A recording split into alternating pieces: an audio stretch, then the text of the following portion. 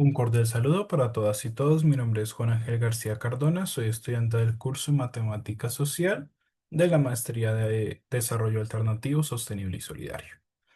El día de hoy hago una presentación, exposición de resultados de un ejercicio de estudio y de análisis estadístico sobre la desigualdad económica en la comunidad de Los Pinos en la ciudad de La Cuba de Pereira.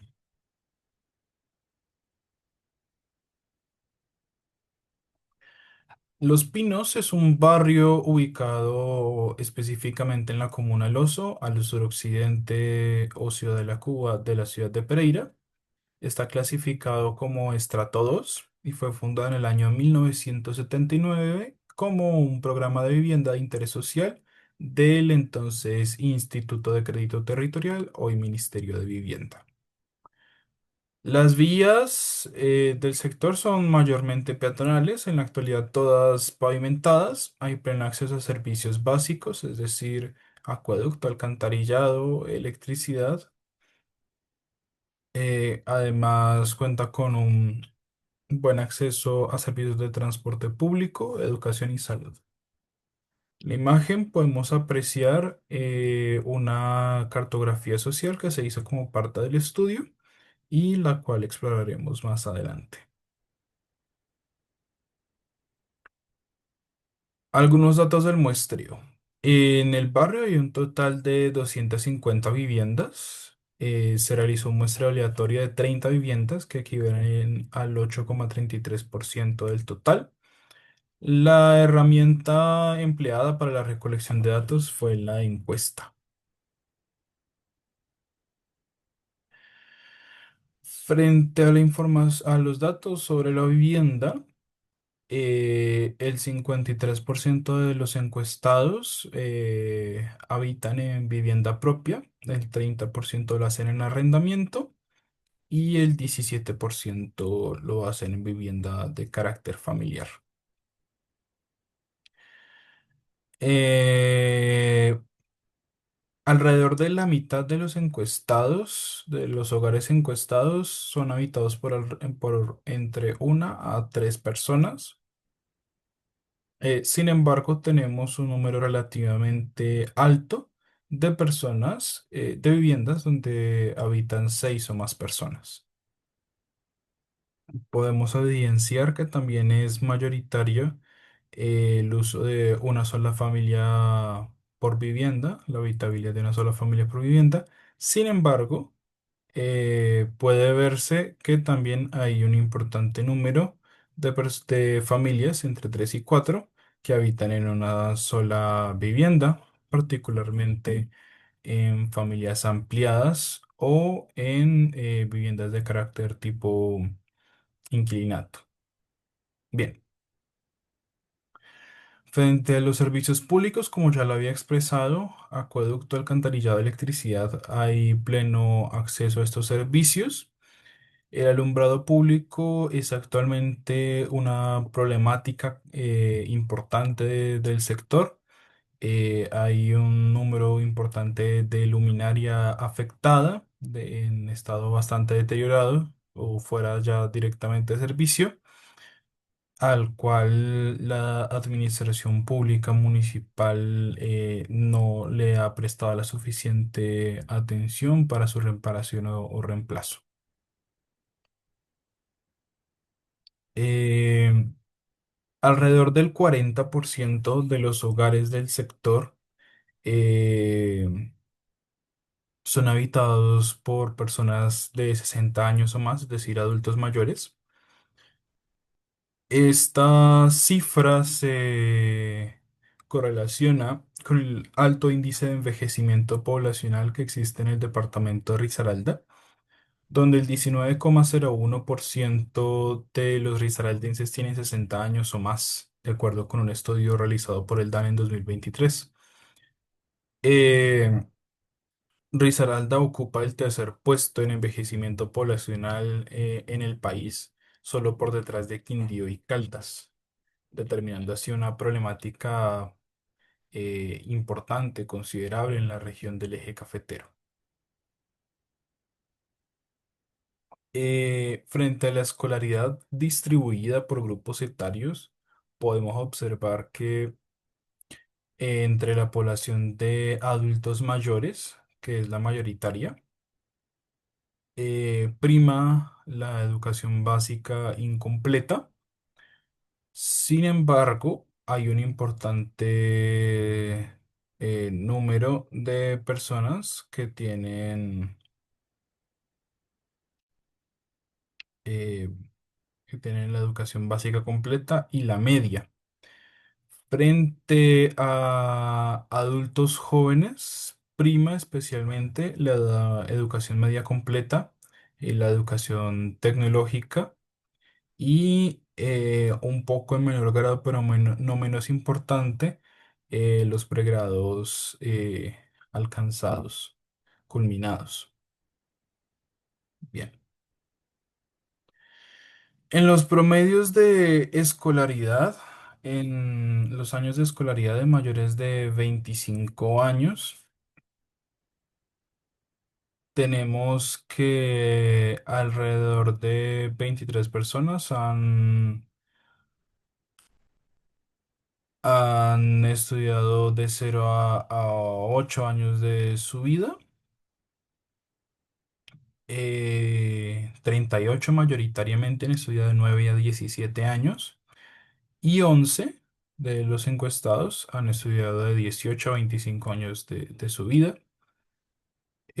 teniendo un promedio de 11,42 años de escolaridad, siendo que en Colombia los años de educación obligatoria son 10 y que el promedio de años de escolaridad en el departamento de Risaralda es de 5,77 años. Es decir, que en este aspecto la población de la comunidad de Los Pinos se encuentra bastante por encima de las estadísticas nacionales y departamentales.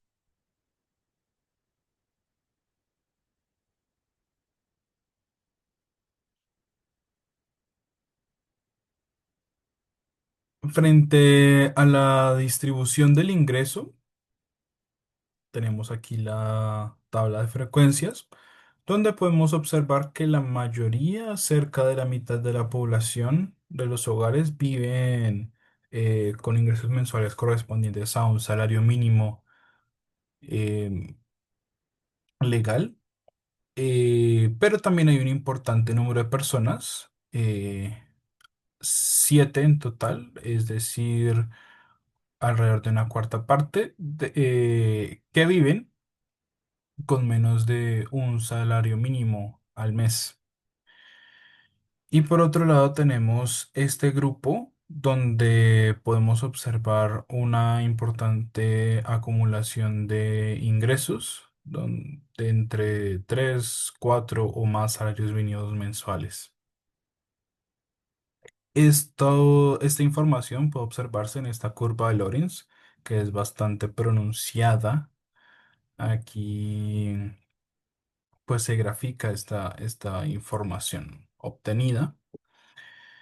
El promedio de ingresos mensuales por cabeza de hogar ha sido de 2.016.233 pesos al mes, o lo que es igual a $490 de los Estados Unidos.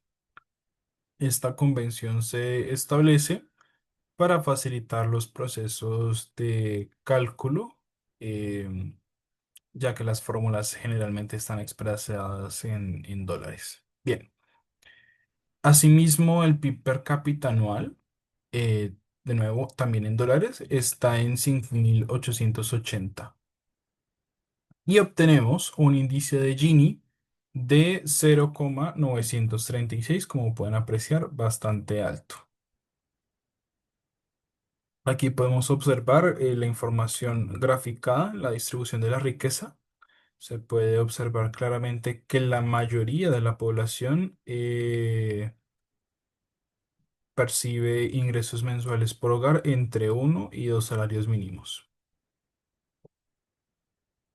Y el índice de Tail, que nos mide la cercanía o lejanía de la distribución de los ingresos con respecto a la curva de Lorenz y el Gini, nos dice que tiene un valor de 0,052.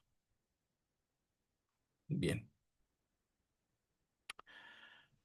Frente a la afiliación al régimen de salud, podemos observar que el 100% de la población tiene cobertura o acceso a salud. El 57% lo hace a través del régimen contributivo y el 43% a través del régimen subsidiado. Este valor es bien importante, ya que el régimen subsidiado está bastante alto con respecto a estándares nacionales, una circunstancia que se puede observar también en estadísticas departamentales, donde se evidencia que el 55,3% de los risaraldenses están afiliados al régimen contributivo en salud, mientras que en el subsidiado son el 44,7% de las personas. Esta información ha sido contrastada con fuentes de la administración departamental y con el Ministerio de Salud, que han reportado una crisis financiera en el departamento, eh, frente a la estabilidad de clínicas y hospitales, principalmente a causa de esta dinámica del alto número de personas afiliadas al régimen subsidiado. La esperanza de vida en el departamento de Risaralda para el año 2021, de acuerdo con el DANE, ha sido de 76,92 años. Aquí podemos observar la información necesaria para el cálculo del índice de desarrollo humano, que más tarde vamos a desglosar un poco, donde tenemos la esperanza de vida, el promedio de escolaridad, los ingresos per cápita anuales en dólares de Estados Unidos, y hemos obtenido un índice de desarrollo humano para la comunidad de 0,699, el cual está por debajo de los estándares departamentales y de los estándares nacionales.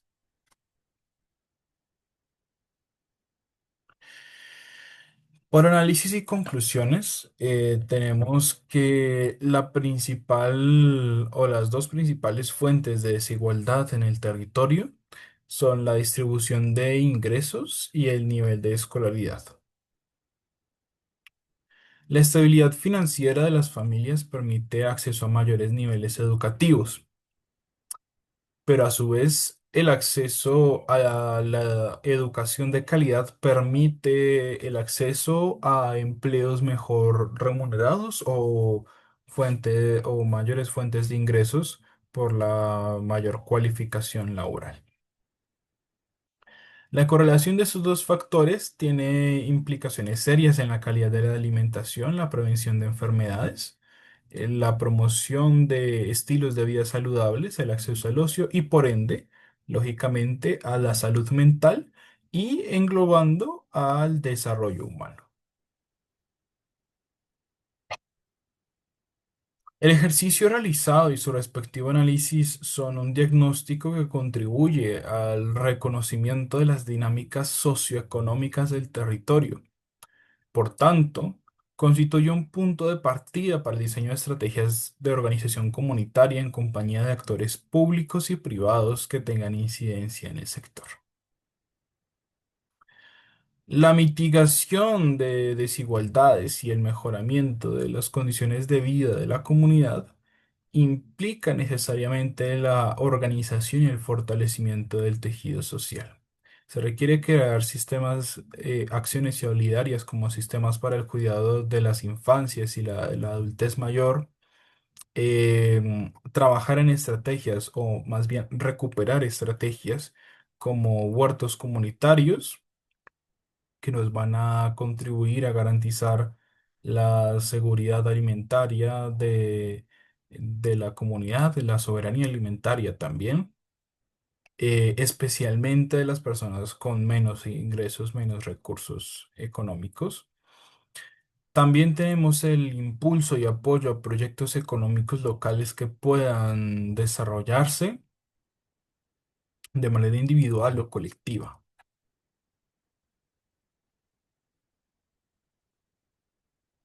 Bueno, aquí tenemos las fuentes bibliográficas empleadas para el análisis de esta información. Bien, les agradezco por observar esta exposición. Vamos a observar la parte del cálculo estadístico. Eh, Esta ha sido la fórmula del Gini, donde pues hacemos la sumatoria de todos los ingresos con la curva de Lorenz. Aquí podemos observar para la curva de Lorenz se tuvieron en cuenta la relación de estos dos datos, que son el acumulado porcentual de la población y el acumulado porcentual de ingresos. Es la que nos ha dado esta información y con base en ella hemos obtenido la distancia entre cero y la curva de Lorenz, que es la que nos marca el índice de Gini. Esta distancia ha sido de 0,936. Mientras que la distancia entre la curva de Lorenz y uno ha sido de 0,052. Y ahí la razón por la cual el valor es tan bajo. Para el cálculo de esta información, pues aquí tenemos la relación de los ingresos separados. Este se obtiene eh, a través de esta operación que corresponde a uno más P sub i por el logaritmo natural de P sub i sobre el logaritmo natural de 30, que es el número total de datos. Para obtener este resultado, nos hemos remitido primero al cálculo de P sub i, que se corresponde a la relación entre cada dato, cada ingreso en este caso, por cada hogar, sobre el total de ingresos del acumulado de los hogares encuestados que corresponde a 60.487.000 pesos. Es así como obtenemos la información de P sub i.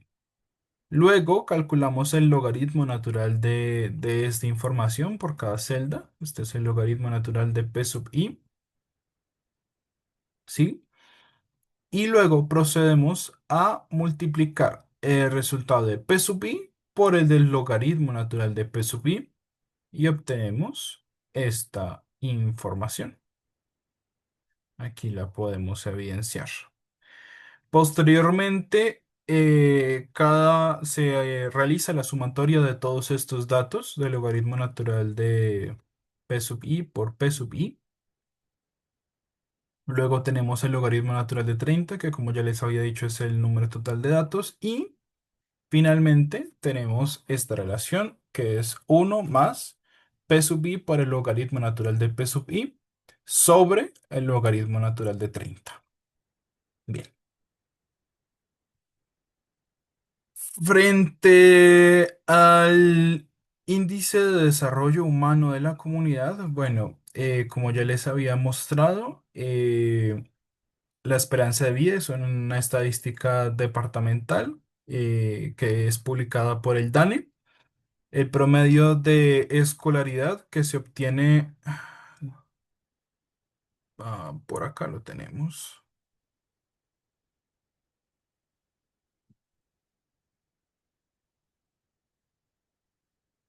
Aquí está, aquí está. De este promedio de escolaridad obtenemos 11,42 los ingresos per cápita y luego la relación. Para obtener el índice de desarrollo humano es necesario calcular los subíndices basados en estos tres valores. Primero tenemos el valor de la esperanza de vida, menos 20, que por convención se asume es el mínimo esperado de esperanza de vida, valga la redundancia, sobre 85, que por convención se establece como el máximo esperado, menos 20 de nuevo, que es el mínimo esperado, y nos da 0,88. La convención se repite para el cálculo de de los otros dos subíndices. Entonces tenemos el promedio de escolaridad, que es 11,42, menos 0, que es en este caso el mínimo esperado de educación, sobre 18, que es el máximo esperado de educación, menos 0, que es el mínimo esperado. Frente al ingreso per cápita, es necesario hacer un poco diferente ese cálculo para normalizar la relación de valores. Entonces, para ello se calcula eh, mediante el logaritmo natural de cada valor.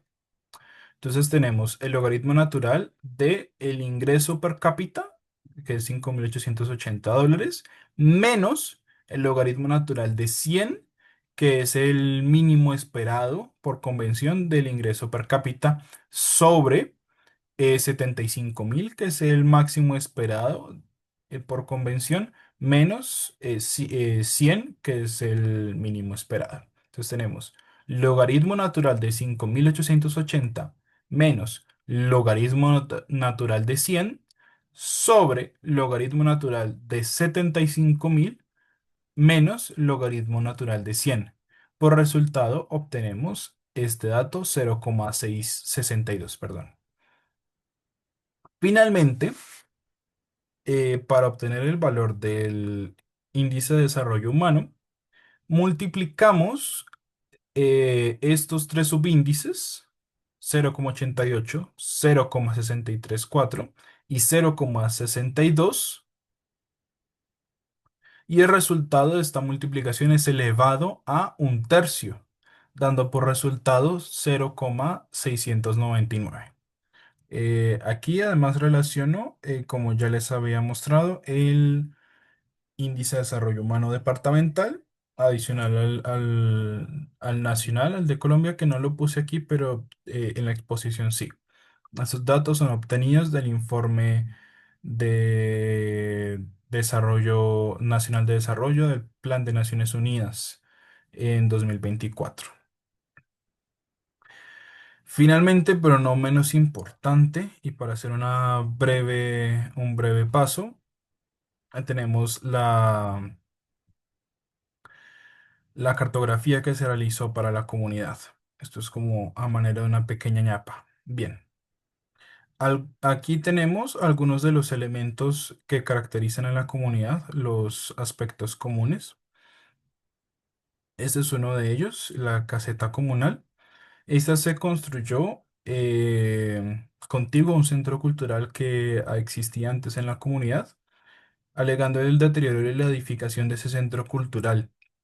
La caseta actualmente se encuentra subutilizada, no es el lugar de encuentro que solía ser para las actividades de integración comunitaria. Este predio, que era conocido como la biblioteca o el centro cultural, vamos a ver, existió desde la fundación del barrio hasta hace unos 10 años aproximadamente, cuando se decidió abandonar el proyecto y desmantelar la edificación. Los dirigentes comunales actuales y de ese entonces, con apoyo de la alcaldía, intentaron crear un parque infantil. Actualmente no es más que un terreno baldío. Acá podemos observar con el proceso de la construcción del edificio. Esta fue la primera casa realizada hecha en Guadua. Como vamos a observar más adelante, aquí tenemos la edificación de vista de espaldas, donde funcionó el centro comunitario y la biblioteca. Esta es una foto más reciente. En estos procesos se realizaron muchas actividades de integración cultural, especialmente en diciembre, una de ellas realizada por el encargado del centro comunitario, era que realizaba un pesebre mecánico todos los años. Y vamos a observar brevemente el funcionamiento de las máquinas. En este ejercicio se integraba a toda la comunidad alrededor de las novenas, el canto, em, la olla comunitaria para hacer la natillada, para hacer la tamalada. Desafortunadamente son procesos socioculturales que se han perdido. Aquí podemos ver el estado actual de la edificación del predio. Es un terreno baldío donde si bien está el parque infantil es subutilizado, su mayor uso es para el depósito de desechos sólidos, especialmente por personas propias y ajenas a la comunidad, y donde frecuentemente realizan quemas ilegales. Mm, Aquí tenemos una zona verde que antes fue un parque infantil, un parque lineal ampliamente arborizado, donde las niñeces pues tenían su espacio de encuentro, esparcimiento, juego. Hoy esa zona se encuentra fragmentada, la han destruido, como puede verse. Desafortunadamente no puedo obtener fotos de su estado anterior. Los árboles fueron talados para ampliar, construir una bahía tipo parqueadero. Y finalmente tenemos el espacio del bosque y huerto, donde sí quería abordar esta parte. Es un bosque nativo que es principalmente de arrayanes y ceibas que decidió conservarse en el proceso de construcción del barrio. Los vecinos adicionalmente han sembrado algunos frutales como mango, aguacate, contribuyendo al fortalecimiento de la seguridad alimentaria de la población. Durante los procesos de la pandemia y el estallido social entre el 2020 y 2021, en este espacio se estableció una huerta comunitaria donde pues el objetivo, con recalco, era construir soberanía alimentaria, contribuir al alivio de la carga económica a las familias más vulnerables del sector y fortalecer el tejido social en el territorio, crear comunidad para resistir a tiempos difíciles. Actualmente, mm, de manera muy desafortunada, el huerto se encuentra completamente abandonado y se ha talado parte de ese bosque. Bueno, me remito nuevamente, ahora sí, para dar conclusión a la exposición sobre el estudio realizado en la comunidad. Muchísimas gracias por su atención.